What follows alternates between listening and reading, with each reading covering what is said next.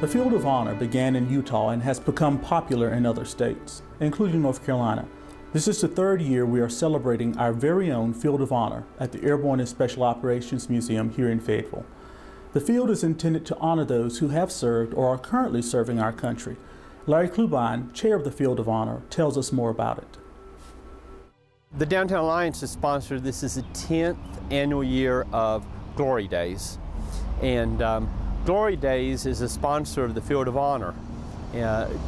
Councilman Keith Bates spoke to me about 3 years ago about the Field of Honor. And he said, Larry, I have this great idea. I think it'd be perfect for Glory Days.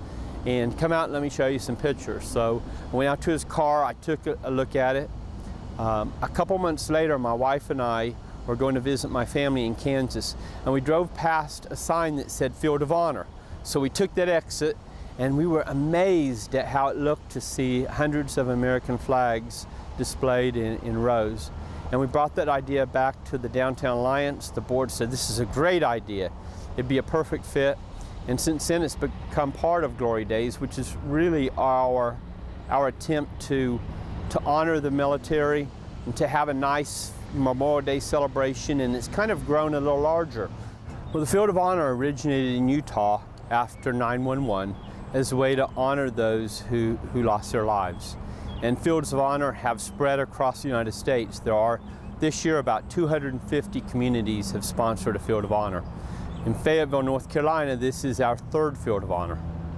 The purpose of this field is to honor those who have served, those who are serving, and those who lost their lives in service to our nation. Well, the first thing you could do to get involved in the Field of Honor would have been to sponsor a flag. That's $25 at glorydaysnc.com. All the flags have been sponsored this year, but we've already sold about 25 sponsorships for 2011. You can come down here with your family and find the flag. A lot of people just walk through the field and find it a time of reflection. There's actually a kiosk that's near the Airborne and Special Operations Museum where you can look up where your flag is located, and that's something new we added this year to make it easier to find the flag that you sponsored. The Airborne and Special Operations Museum has been a great host for the field. This is the third year we've had the field, and they've hosted every year. Some of the proceeds from each flag will go to the museum, causes that help the military. Fayetteville Cares, who helps service members and their family. Freedom Memorial Park, to help build a permanent memorial to those who paid the ultimate price and sacrificed their lives. So we don't make a profit on the Field of Honor, and other proceeds to the Airborne and Special Operations Museum really helps tell the story about the Airborne and Special Operations and their contributions to our nation. There were a lot of opportunities to get involved in the field. It took probably 100 people to put together the field this year. From people who opened boxes, took flags out and put them on the poles, to those who made the tags and put the ribbons, to those who actually set the field. And there'll be other opportunities. The field will come down on June the 19th. People will come and Boy Scouts will fold your flag up and present it to you, or it can be donated. And we'll need a lot of volunteers out here that day to help dismantle the field. We've donated this year 15 flags to Freedom Memorial Park. We donated one to Child Advocacy Center. We're donating flags to the city of Fayetteville, and they're soon for Memorial Day be lining Hay Street. Last year we sent flags from the Field of Honor to military schools, Camp Lejeune, Fort Bragg, Fort Stewart, all I'd say 5 or 6 bases around the country.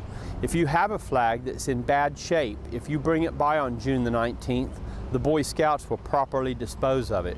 This year Glory Days is going to include a Criterium bike race on Hay Street. It'll include a movie in the park on Sunday before. There's Walk a Mile in Their Boots.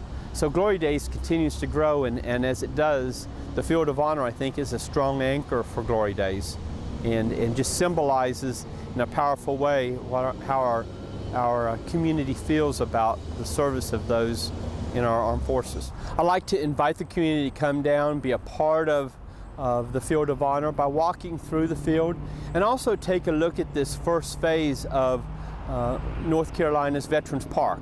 This is a really great place to be to be displaying the Field of Honor. The first phase is already beginning across the street with the new entrance and flags from the service branches. And take a look at that, take a look at the Freedom Trail being built across the street, and envision this will soon be transformed into the North Carolina Veterans Park.